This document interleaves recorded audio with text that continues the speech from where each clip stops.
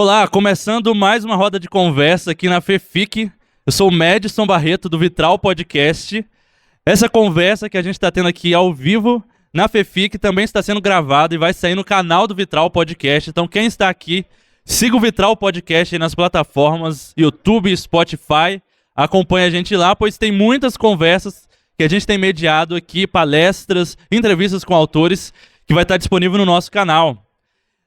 E eu vou pedir para os meus companheiros aqui se apresentarem, mas já respondendo uma pergunta para introduzir esse tema de livros assustadores, que envolve aí vários gêneros, né? Desde o crime, mistério, suspense, terror. E aí, eu vou pedir para vocês se apresentarem, falar seu nome, um pouquinho do seu livro, mas já responder uma pergunta de por que lidar com histórias de medo? As pessoas, a gente normalmente foge de coisas que causam-nos medo na realidade. Eu não gosto de ligar a TV e ver uma notícia de um assassinato. Ou de que alguém estava andando na rua escura à noite e foi assaltado. Eu não quero ver essa notícia na vida real. E por que lidar com isso na ficção? Por que contar histórias que é exatamente isso que acontece? Começa aí, Gabi. Oi, boa tarde. Meu nome é Gabriele Caceta e eu escrevo terror cristão. A minha história é o Monstro Dançante, conta a história da Amélie e da avó dela. Elas fazem uma festa para monstros, fantasmas, zumbis, vampiros, com o intuito de contar para esses monstros que existe um Deus que pode trazer eles de volta à vida. E por que escrever histórias assustadoras? Eu sou muito medrosa. Eu sempre tive muito medo de histórias de terror. Só que eu encontrei, principalmente nos filmes, eu sou formada em cinema, metáforas muito interessantes para a nossa vida. Inclusive para a questão do cristão da luta entre o pecado, né, e a vitória de Cristo sobre as trevas. Então, o terror ele sempre me possibilitou fazer metáforas muito interessantes que eu não conseguia encontrar em outros gêneros, como, por exemplo, o romance. Então, eu acho que é por isso e por eu ter medo. Eu acho que se eu não tivesse medo, de fato, eu não escreveria algo do tipo. Você acha que escrever essas histórias ajuda você a lidar com seus próprios medos? Sim, ajuda a entender. E eu acho que, tipo, do mesmo jeito que alguém que não gostaria, alguém tem que gostar muito de romance para escrever uma história romântica. Entendeu? Se uma história de terror não me desse medo, que é teoricamente o intuito dela, eu acho que ela não ia me atrair de alguma forma. Sim, sim. Kézia, se apresente. Boa tarde, eu sou a Kézia Garcia, sou autora de Mistério e Suspense.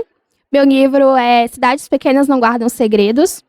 E é a história de uma garota que decide seguir o seu sonho de seguir os ramos do avô, de pegar bandidos. E ela pega ali o seu primeiro desafio, que é resolver um caso criminal em uma cidade onde supostamente crimes não acontecem. E respondendo à pergunta do Madison, eu acho que a gente precisa sempre se lembrar que Deus é Deus sobre todas as situações e sobre todos os sentimentos. Então, por que não falar sobre também essas situações e esses sentimentos? Tem tantas pessoas falando sobre essas situações, porém apontando para um lugar errado. E nós temos a oportunidade de apontar para um alvo certo. Legal. Noemi. Julie, desculpe, porque tinha uma outra autora que ia participar, que é a Noemi. Julie, se apresente. Eu sou a Julie, muito boa tarde. Eu sou a autora da série Sombras. Temos O Inimigo que Espreita nas Sombras e A Escrava das Sombras. Escrevo terror cristão, mas também escrevo romances fofinhos, porque equilíbrio é tudo. E respondendo, né, a pergunta do Madison, eu vou me apropriar de um pedacinho de um sermão que o meu pastor ele fez, falando justamente sobre medo, né? Da onde vem o medo. A primeira coisa que o ser humano faz depois de pecar é se esconder quando ouve a voz de Deus, porque ele teve medo. O medo, ele surge a partir do pecado. Eu até costumo falar pro pessoal que chega lá no meu stand, eu nunca ouvi falar de terror cristão, porque eu tenho medo. Eu digo, não, desse terror cristão aqui só tem medo quem não é salvo. Porque quando o homem pecou, o pecado adentrou o mundo, a gente agora começa a estar vulnerável e passível, né, dessa condenação, desse terror que é a ira de Deus sobre o homem. E a partir do momento em que nós somos cobertos pela graça do Senhor, nós estamos salvos dessa ira, né? Nós não precisamos ter medo de ler Apocalipse. Então, para mim, escrever terror, lidar com coisas assustadoras é uma forma de apontar para a esperança graciosa que há em Cristo Jesus. É lembrar que o medo que eu sinto hoje de 2 caras numa moto ou de uma sombra assustadora que aparece de noite é resultado do meu pecado. E que o maior medo de todos que eu preciso ter é da ira de Cristo, e sobre ela a gente já está salvo pela graça de Cristo também. Amém. Amém. Chegou mais uma autora aqui na roda, de repente... a gente tá falando de histórias assustadoras e eu fiquei assustado. De repente mais uma pessoa se materializou aqui, mas se apresente já. Eu joguei uma pergunta na roda de por que contar histórias que lidam com os nossos medos. Normalmente a gente, na vida real, a gente não quer ver histórias reais que nos causam medo, de que tem alguém assaltando pessoas na rua de cima da sua casa, por exemplo. Ou que tem né, a gente não crê nisso, mas a gente não quer que tenha uma assombração em algum lugar. E por que escrever histórias que lidam com isso? Esse é presente, fala o seu livro, também porque... Desculpa, demora. Não Fala tava... bem próximo do microfone, por favor. Meu nome é Noemi, né? E eu escrevo, eu acho que aqui é mais sobre a parte de mistério, é que eu tenho outros Livros gêneros. assustadores. Ah, tá. E eu tenho uma série, né? De mistério cristão, Cozy Mystery, da detetive Ruby Johnson, né? Então, assim, o que eu pensei? A gente tem a Agatha Christie, por exemplo, que tem o Poirot, né? E falei assim, nossa, no meio cristão não me lembro de ter visto ainda um personagem detetive profissional. Verdade. Né? Então, vem aí a ideia da Ruby. Aqui do seu lado tem uma autora que tem detetive profissional. Uhum. Sim, legal. Você concluiu? Bom, a série ela está com 4 livros e cada mistério começa e termina no mesmo livro. Existe uma sequência, mas é da vida pessoal da Ruby. Então, no primeiro, você vai ver uma parte de... Não tem muito romance, no segundo já começa a aparecer alguma coisinha, e assim vai. Tá bom? Legal. E faltou você, né, mano? Se apresentar aí. Oi, boa tarde. Estão conseguindo ouvir? Ok. Eu sou o João Pedro, e o meu livro é A Tragédia de Hades. E a minha inspiração, na realidade, quando eu fui escrevê-lo, eu sou professor de inglês, e nós havíamos tido a ideia de escrever uma história com cada turma. Então, por exemplo, nós víamos, sei lá, o verbo to be, e aí nós escrevíamos o trecho da história daquela turma usando aquele tipo de verbo para trabalhar, e nós quisemos fazer uma peça de teatro. Só que acabou ficando grande demais para uma peça de teatro, e no ano passado eu comecei a reescrita dele sob a luz de Cristo. Eu sempre fui perdidamente apaixonado pelas tragédias de Shakespeare, e por terror e coisas desse gênero. Então, pesquisando mais sobre, eu vi que realmente há muito espaço para isso dentro da literatura cristã, né? Nós temos, por exemplo, a pergunta principal do livro é por que Deus escreve tragédias, né? Que também está no marcador. O livro ele é todo escrito no formato das tragédias gregas e tem inspiração na mitologia grega, na filosofia. E por que Deus escreve tragédias, né? E por que falarmos sobre terror, sobre tragédias, sobre coisas que dão medo?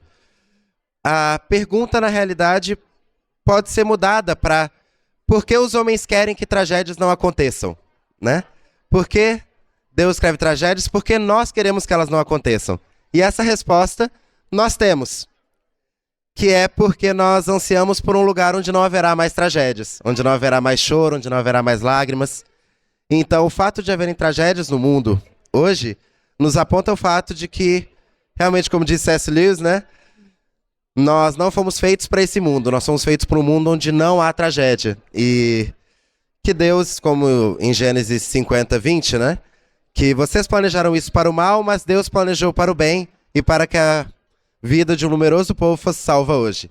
Então, eu tento trabalhar essas questões usando temas que eu gosto também, né, da tragédia, da mitologia grega, para tratar dessas questões do terror e da tragédia cristã. Que massa. E aí eu quero lançar uma pergunta já pra galera aí do terror. Queria que a Gabi começasse respondendo sobre como que o público cristão, a igreja, lida com esse tipo de narrativa, né? Que tem elementos sobrenaturais e esse tipo de coisa assusta um pouco os crentes, né? Livros como Harry Potter, por exemplo, sempre assustou o público cristão de, poxa, mas tem bruxaria, tem espíritos, um cristão deve ler isso? E aqui a gente está não só lendo, mas escrevendo histórias que têm elementos sobrenaturais. Como que vocês veem que o público tem lidado com isso, tanto nos seus livros e quanto no amadurecimento da igreja brasileira mesmo, dos últimos anos, com esse tipo de narrativa? Uma coisa que me surpreendeu muito foi que eu achei que seria mais rejeitado de início, né? Obviamente, existe as pessoas que terror não vai ser cristão de jeito nenhum, e tá tudo bem, eu acho que existe perspectivas, existem gostos, mas muita gente gerou curiosidade, muita gente me fez essa pergunta, mas como assim um terror cristão? Como assim colocar esses elementos dentro de uma história cristã? Como você consegue fazer funcionar? E aí é o que eu sempre venho explicando, né? O terror, quando ele surge na literatura gótica, em 1700 e bolinha, né, ele retratava muito como os personagens se sentiam. Então, se o personagem ele tinha uma pressão interna, isso muitas vezes reverberava na leitura como uma casa mal assombrada, né? Era a forma. Essa literatura surgiu para falar das angústias do ser humano. E eles foram usando metáforas, traduzindo isso em fantasmas, em monstros, metáforas, para tentar materializar, de certa forma, esses sentimentos dentro da literatura. Né, ele mudou muito, o terror mudou muito e vem mudando, né, conforme o tempo vai passando. Quando entra o cinema, ele muda também. Mas, para mim, terror cristão é sempre a ideia o elemento sobrenatural, ele tem que ser mau. Não existe a possibilidade do elemento sobrenatural ser bom. Por exemplo, para mim, não existiria a possibilidade de escrever uma história com vampiros, onde a mocinha se apaixona pelo vampiro e o vampiro é bonzinho, tal qual como Crepúsculo, que não é cristã, mas existe. Porque ele representa o mal, né? E eu acho que a Bíblia ela é muito boa em fazer isso. O que é mal, o que é bom é bom. Deus é o único perfeito, bom. Mas não caberia, assim, seres sobrenaturais semelhantes aos anjos, que são bons, dentro de uma história? Caberia, mas aí eles não estariam representando o mal, são semelhantes aos anjos, é um outro tipo de sobrenatural. Entendi. Né? Eu tô falando mais do sobrenatural, mesmo o que as pessoas se assustam, que são demônios, fantasmas, vampiros, essas coisas. Porque se eu falar que é uma história de anjos, talvez não tenha essa rejeição inicial de muitas pessoas. Né? E eu acho que é uma oportunidade, eu sempre trato dentro do terror, uma oportunidade para mostrar que como existe esperança. Mesmo em meio a essas histórias trágicas, em meio a esses personagens com monstros, existe esperança porque existe Cristo. Nós sabemos que na Bíblia, apesar de histórias como em Juízes 19, que é extremamente terrível aquilo que é relatado lá. Juízes todo, né? Todo Juízes. É que Juízes 19 ele é muito marcante pelo que é relatado na história, pelo que o ser humano é capaz de fazer. Sim. Mas existe Cristo no final da história. Existem os evangelhos, existe uma promessa de redenção. Então, acho que mesmo quando a Bíblia nos apresenta histórias assustadoras, quando eu coloco elementos assustadores na minha história, eu quero falar, olha, isso aqui dá medo, mas existe alguém que tira todo o medo, existe alguém que pode mudar essa história completamente. Tem uma mensagem de esperança, de certa forma. Que legal. Julie, quer complementar aí? João também? Sim, com certeza. Como a Gabi falou, também me surpreendi muito. Na verdade, eu tinha os meus livrinhos de terror guardados lá na gaveta, né? Tava esperando alguém ir na frente para levar as primeiras pancadas. Aí a Gabi falou, vou lançar o meu Eu Vai, que eu vou atrás de você. Então, quando eu comecei a apresentar os meus livros, minhas histórias de terror para o público em geral, eles meio que já estavam preparados, que a Gabi já estava lá com os vampiros e fantasmas dela. Mas, contando um pouquinho das resistências que eu tive, foram bem menos do que eu esperava. Claro que teve gente que mandou eu ir ler a Bíblia e conhecer Jesus de novo. Sempre tem. Tem algumas pessoas que só olham assim, de rabo de olho pro meu stand e passa direto. Se eu faço sinal da cruz lá e continua andando. Inclusive, eu fiz um Reels perseguindo o Alexandre. Ficou muito bom sobre essa temática aí do terror cristão. Depois olhem lá no meu Instagram, gente. Tá uma graça. Mas é exatamente isso. E no meu, inclusive, eu tenho o terror dos dois lados, né? A criatura sobrenatural que dá medo porque é do mal, na série Sombras. E no meu livro de poesias, que também é uma narrativa poética, na verdade, que tem pitadas de terror e fantasia, o eu lírico, ele é perseguido pelo próprio Deus. E o terror está em ter que abrir mão da pintura que ele fez de si mesmo, daquilo que ele gostaria de ser, e passar pela dor de ser transformado à imagem de Cristo. Então, no começo, o medo está em ser perseguido por esse algo sobrenatural, mas que é bom. E aí a gente tem esse contraponto, né? O outro lado da criatura que ainda não está debaixo da graça de Cristo e é perseguida por esse algo que é mais poderoso e maior do que nós. Legal. João Pedro, fala aí da sua experiência. Obrigado. Bom, essa era uma das minhas principais preocupações quando eu comecei a escrever o livro. No ano passado, ano passado, 2023, né? Eu havia publicado uma primeira versão dele. Ele tinha só cerca de 80 páginas, só que a história ficou extremamente condensada, ele era um conto, na verdade.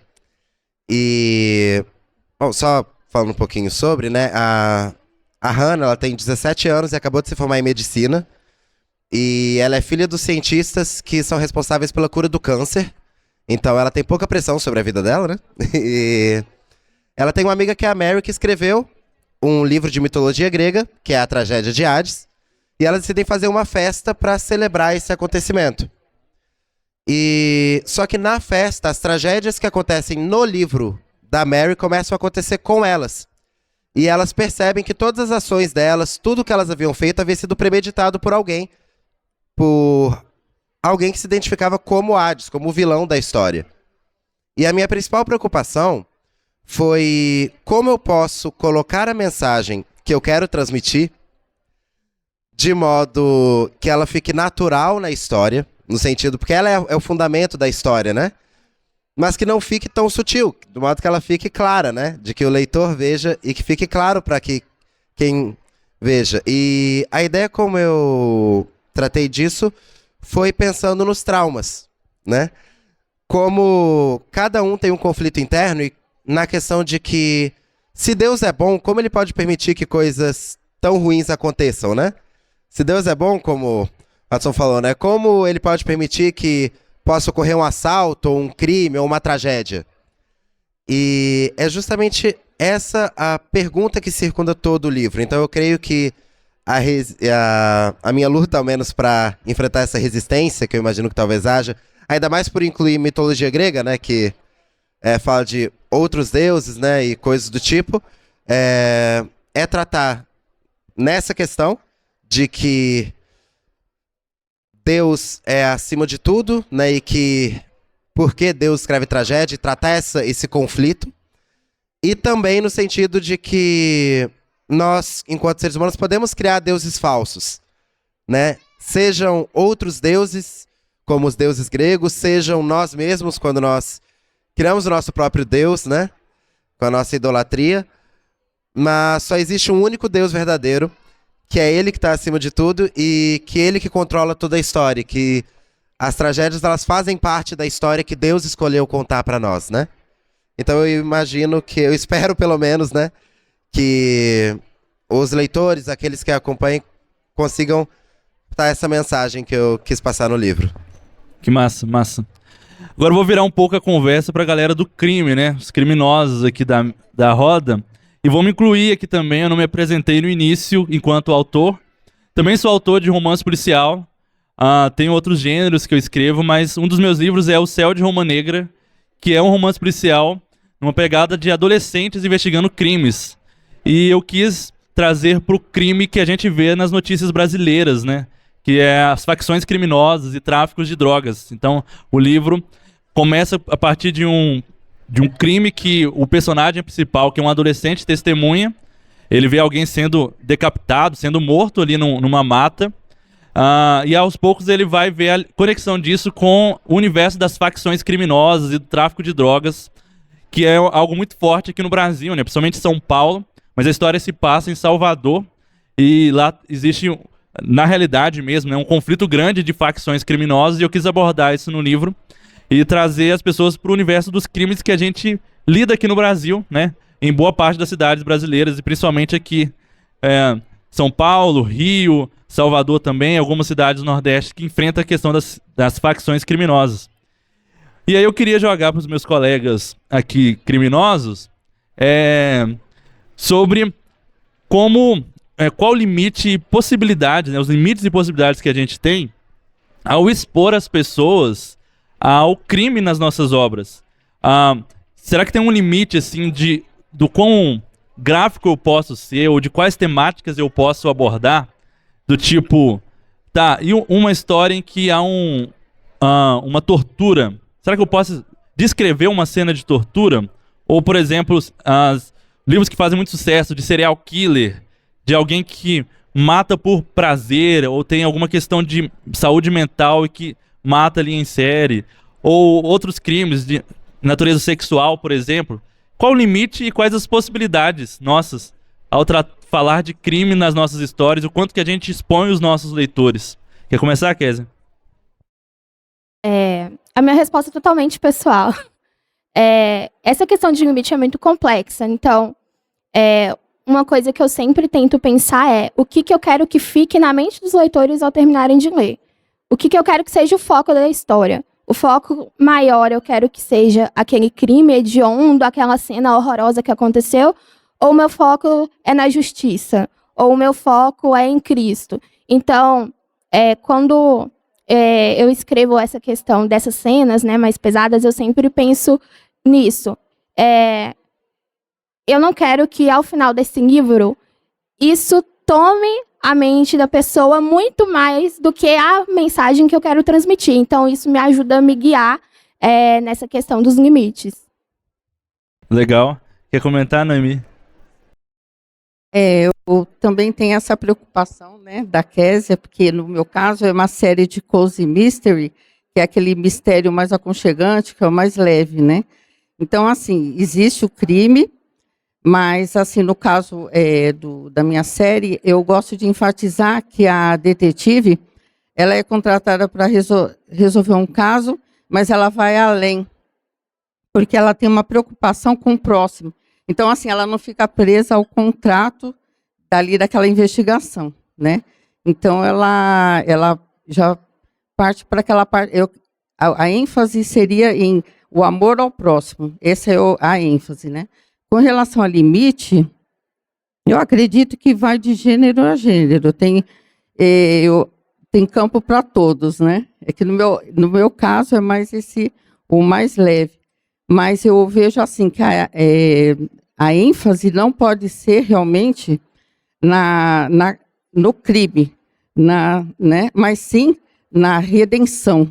Né? Você vê, tem uma pessoa que começou o malvadão lá, e depois ele teve um encontro com Cristo, e houve uma transformação. Ele passou por um processo de transformação e se tornou uma pessoa, vamos dizer, de acordo com a vontade de Deus. Entendi. Então, essa seria a ênfase. Mas eu acredito que limite vai muito do gênero, né? Então, você pode ter lá um livro de serial killer, né? Desde que você indique qual é a classificação, né? Uhum. De idade. Mas a ênfase não ser essa, né? Do crime pelo crime. Sim, sim. Outra coisa, e aí isso serve tanto para a galera do mistério, do crime, quanto do terror, é sobre o quanto as histórias podem contribuir com a forma como nós lidamos com o mal no mundo, né? Uma das questões teológicas e filosóficas mais antigas é o problema do mal. Se Deus é bom, por que existe o mal? E por aí vai. Mas também para que as pessoas, ao ler nossas histórias, as pessoas não se acostumem também com a maldade, né? A gente é bastante acostumado com a maldade, graças à mídia e televisão, que já está há bastante tempo fazendo isso, mas agora a internet também. Porque coisas que chocariam as pessoas antigamente, tipo, alguém foi brutalmente assassinado e jogado numa mata. A gente almoça assistindo notícias como essas na televisão, né? Isso deveria nos causar enjoo, assim, né? Você não conseguir comer porque tá vendo uma notícia daquela. Mas a gente se acostumou com essas notícias também. E aí, como que a nossa literatura pode contribuir para as pessoas saírem um pouco dessa anestesia, de não se acostumarem com a maldade, de ter uma esperança do bom, né, daquilo que é criado por Deus, ao ler nossas histórias também? Quer falar, Nami? Gostei muito do que você falou, porque eu penso assim, a gente não tem que tomar o cuidado, né, os autores, de não romantizar Sim. esse aspecto da maldade, né? Porque às vezes eu vejo assim, eu gosto, né, de gêneros assim de mistério, tanto é que eu criei essa personagem, gostava da Agatha Christie e tal, mas eu percebi que em alguns momentos assim existem filmes que você acaba torcendo pelo vilão. Então se torna uma coisa normal o que ele está fazendo. Ele é uma praga, assim, mas fica todo mundo, nossa, né? Então, assim, nós, como autores cristãos, eu creio que a gente tem que ter essa mentalidade de não romantizar. Sim. De não justificar o mal, né? Isso. Tipo, tem muitos filmes e séries que a gente gosta, tipo La Casa de Papel, né? Boa parte das pessoas que assistem gostam, mas a gente torce pelos bandidos assistindo ali, né? Ou mesmo Coringa, né, que eu gosto bastante do filme, mas ele justifica um pouco o Coringa daquela ação dele, né? E aí, qual o limite para nós crentes também, de ao contar as nossas histórias, de não levar as pessoas a justificarem a maldade também, né? Kézia ou Gabi, que quiserem responder. Eu acho que esse ponto tem muito a ver com algo que a Gabi falou, sobre deixar muito claro, o mal é mal, e o bom é bom. Então, eu acho que esses tipos de histórias sendo escritas por cristãos é muito importante justamente por isso, né? A gente ir contra essa maré realmente que tem tido dessa romantização do mal, dessa romantização do crime, de histórias que nos levam a torcer pelo vilão. É uma coisa que eu gosto muito nas histórias de mistério, bem clichê, com aquela estrutura bem clichêzinha. Tem um crime e a gente precisa solucionar isso, porque, querendo ou não, é algo bem intrínseco do gênero, isso não, de o errado é errado, o crime é crime, o mal é mal, e ele precisa ser pego, precisa ser vencido, a justiça precisa ser feita. Então, eu acho que a gente precisa sempre deixar isso muito bem estabelecido nas nossas histórias. Gabi, quer falar? Eu concordo 100% com o que foi falado, com o que a Kézia falou. E eu acho que a gente também tem a possibilidade de mostrar, através dos pensamentos e das ações dos nossos personagens, o que acontece quando a luz resplandece no mal. O que acontece quando Deus, ele vai agir. Obviamente, ele está agindo quando ele está permitindo que o mal aconteça também. Mas o que acontece quando ele decide mudar a história? O que acontece na Bíblia quando Jesus nasce, sabe? Então, a gente tem essa possibilidade de mostrar aquilo que é mal, mostrar que existe mudança através de Deus. E eu gosto muito de usar, por exemplo, os elementos de terror para retratar os nossos pecados. Porque é muito comum a gente também falar do mal de fora, dos crimes de fora, do mal do outro e esquecer do mal da gente, né? E aí, muitas vezes, esses elementos me permitem trabalhar o mal dentro dos personagens. Eu posso escrever um personagem que é um fantasma, mas porque ele tá morto espiritualmente, mas que quando ele conhece a Deus, ele se torna um humano, né? Porque é Deus que traz a vida em meio à morte. Então, eu acho que também retratando a mudança dos personagens e mostrando, apontando para a esperança de alguma forma. Se falando, eu até lembrei, tem um livro que eu gosto bastante, é de um autor não cristão, que chama O Vilarejo, que é do Rafael Montes. E lá ele pega os 7 pecados capitais e cada um é uma série de contos, e cada conto é baseado num dos pecados, e aí tem algum personagem que ele começa, ele tem tendência a algum pecado, por exemplo, a gula, e aquilo vai se escalando, né, e sempre leva à morte, né, é um spoiler, né, Desculpa, gente, eu sempre dou spoiler. Então, acontece uma coisa ruim com todos eles no final. Mas, e sempre por causa de um pecado que começa pequeno, aquilo cresce, né? E aí, quando eu li a história, eu falei, cara, aquele nível pequeno do pecado ali, eu caio nele também. Tem lá a gula, a ira, a lascívia. E se eu não tomar cuidado, isso pode escalar na minha vida para esse ponto que o que a Bíblia vai dizer, o salário do pecado é a morte, né? Então eu acho que a gente tem essa possibilidade também na nossa obra de, ao mostrar para as pessoas certos crimes, histórias de terror e tudo mais, mostrar para as pessoas as consequências de um mundo caído, sabe? Onde o pecado pode nos levar. E aí eu posso talvez me identificar com o vilão da história, né? Mais do que com o mocinho. Eu falo, eu sou tão ruim, tão mal, quanto esse vilão aqui. E se não fosse a graça de Deus, eu poderia cair nesses mesmos crimes, né? E eu acho que essa é a grande diferença da ficção cristã quando a gente tá falando de histórias assustadoras. Sim. Porque ela vai te levar a essa reflexão. Ela não vai romantizar, como já foi dito, ao ponto das pessoas olharem e falarem, mas tá tudo bem, mas no final das contas o herói da história, como La Casa de Papel, são os bandidos, né? A ficção cristã não vai fazer isso. Ela vai mostrar que tá errado, né? Ela vai apontar, está errado, mas Cristo tem a resposta. Sim. Você pode corrigir isso em você e não chegar nas situações que os nossos personagens chegam. Vai lá, Julie, acrescenta aí. Nas minhas histórias, concordo completamente com tudo que foi dito. E nas minhas histórias, além da gente falar a respeito da consequência, eu sempre aponto para o começo, né? A origem de tudo. Eu sempre gosto de mostrar da onde é que vem o mal, da onde é que vem o pecado, da onde é que vem as criaturas das sombras, da onde é que vem o medo, né? E eu gosto muito de brincar com essa questão da justiça. Eu, inclusive, eu sou um pouquinho eclética na escrita. Aí eu tenho um livro que fala sobre crime e justiça também, né? A nossa heroína é uma mulher que sofre violência doméstica e ela resolve fazer justiça com as próprias mãos, tanto na casa dela quanto na casa da vizinha. E no fim da história, ela se percebe também como a vilã, né? Porque aí a gente vai falar de onde vem a justiça verdadeira, de onde é que vem a verdadeira resposta, como a Gabi falou, né? Da onde é que vem esse sentimento ruim também de querer fazer a justiça com as próprias mãos, de se achar mais justo do que o outro. Eu tenho uma amiga que ela sempre costuma dizer, Julie, não há justiça em nenhum de nós. Então, toda vez que esse pecado do ego, do orgulho de querer se achar o melhor, eu nunca vou ser a vilã da história, por mais que eu cometa o erro, por mais que eu cometa o crime, né? Os meus fins, os meus motivos justificam o meu pecado, justificam o meu crime. Sempre que eu começo a pensar desse jeito, ela vira para mim e fala assim, Julie, não há justiça em nós. Não há justiça em nenhum de nós, né? E aí é sempre importante mostrar não só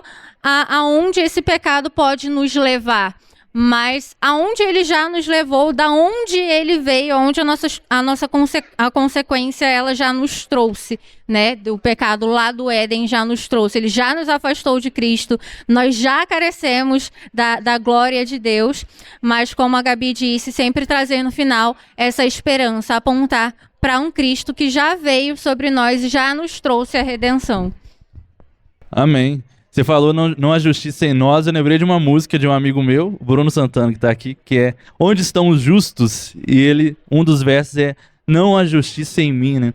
Inclusive vai estar em breve em todas as plataformas aí, né, mano? Em breve sai aí no Spotify. Mas acrescenta aí, João. Amém. Bom, concordo absolutamente com todas. Eu quase converti, foi muito emocionante. Amém. E uma questão que eu também tento trabalhar no livro com relação a isso é sobre como nós enfrentamos o mal dentro de nós, né? Porque o livro ele tem uma sequência que ela está disponível gratuitamente na Amazon, então aí não é propaganda, é só porque eu vou falar de um fato que não tá aqui, né? Mas... Pode fazer propaganda, mano. Não é errado, não. A sequência dele, que é a Tragédia de Calypso, né? Ele tá disponível gratuitamente na Amazon durante os dias da feira. Então, quem quiser, né, pode retirar gratuitamente a sequência. E lá acontece a conversão de duas das personagens principais. E elas convertem ali basicamente ao mesmo tempo. Só que uma faz parte de uma igreja que tem como lema a ideia de seguir em frente, de deixar o passado para trás e seguir em frente. O que é uma mensagem boa, no sentido de você abandonar o passado e vida nova, né? Enquanto a outra, ela passa por um processo de extremamente longo de terapia, e é um processo muito mais acidentado, e ela tem que enfrentar o próprio passado.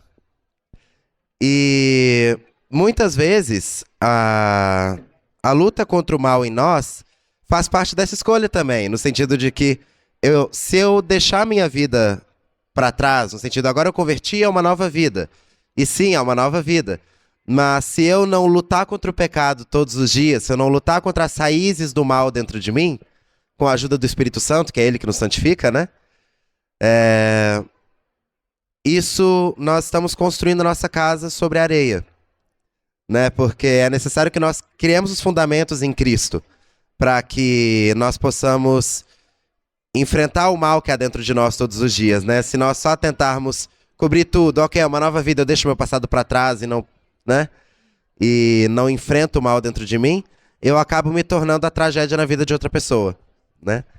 Que é um dos temas que acontece no livro também. Então eu acredito que enfrentar o mal também passa por enfrentar o mal que há dentro de nós, né? Para que nós possamos ser totalmente transformados por Cristo Jesus. É isso. Galera, a gente precisa fechar.